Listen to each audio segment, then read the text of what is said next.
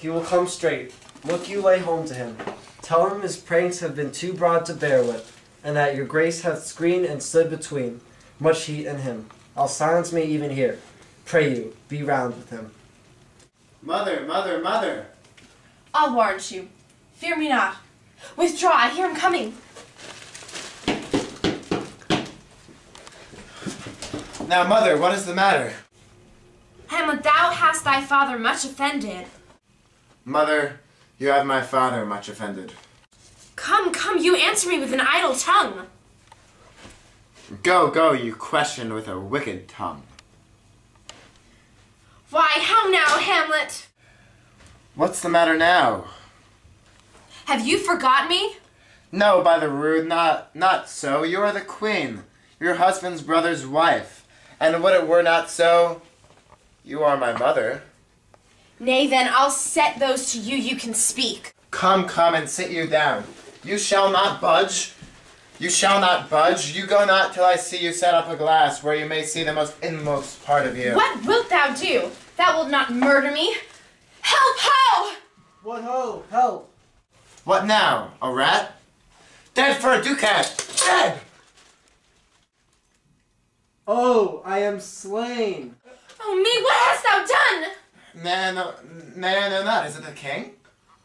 Oh, what a rash and bloody deed this is! A bloody deed? Almost as bad, good mother, as to kill a king and marry with his brother. As kill a king! Aye, lady, it was my word.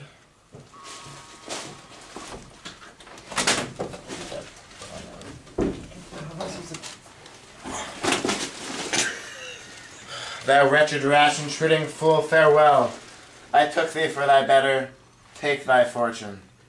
Thou foundest to be too busy in some danger. Leave wringing of your hands. Peace, sit you down, and let me wring your heart, for so I shall it be made of impenetrable stuff, if damned custom had not braced it so, that it be proof and bulwark against sense. What have I done that thou darst wag thy tongue in noise so rude against me? Such an act that blurs the grace and blush of modesty, calls virtue hypocrite, takes off the rose from the fair forehead of an innocent love, and sets a blister there, makes marriage vows as false as dicer's oaths.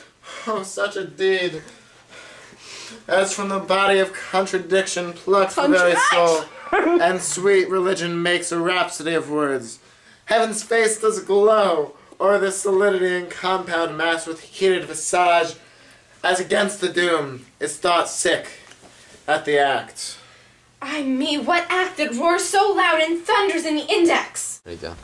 Look here upon this picture and on this, the counterfeit predicament of two brothers. See what a grace was seated on this brow? Hyperion's curls, the friend of Jove himself, an eye like Mars's, to threaten and command, a station like the herald Mercury, new lighted on a heaven-kissing hill.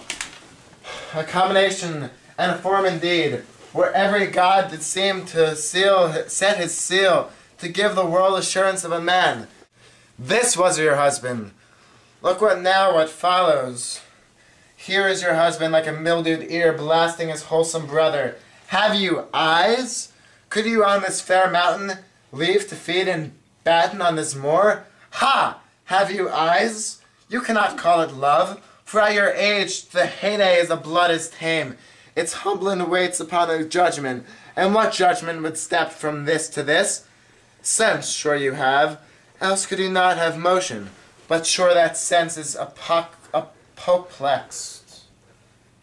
For madness could not err, nor sense to ecstasy was never so enthralled, but it reserved some quantity of choice, to serve in such a difference. What devil was it that thus cozened you at such a hoodman blind? Eyes without feeling, feeling without sight, ears without hands or eyes, smelling sans all, or but a sickly part of one true sense, could not so mope.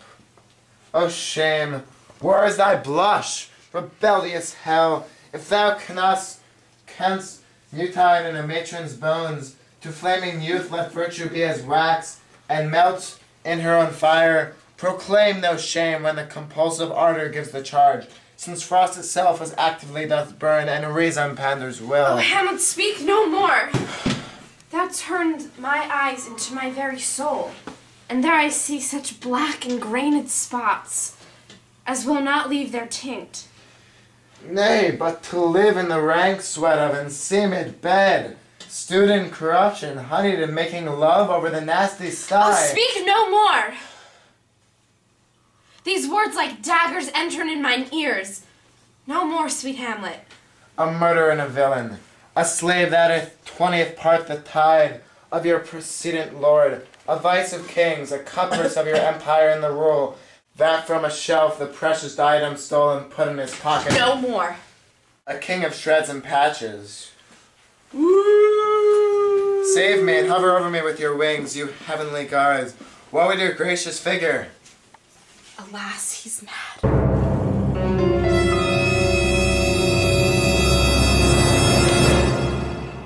You are now about to witness the strength of street knowledge.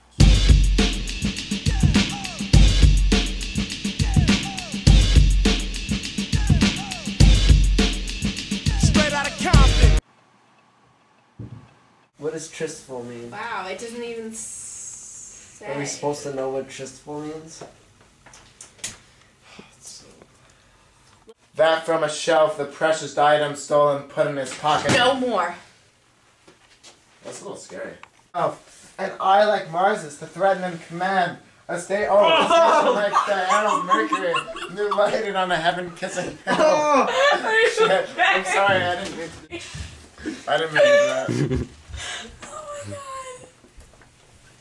You okay? I'm okay. You die. What did you say? You will die. Come experience the power of the dark side. That's what we could have a lightsaber duel. If you have two lightsabers. The Emperor doesn't use a lightsaber, he uses the Force. No, he uses a lightsaber. Occasionally he'll use the lightsaber. Tormy knows.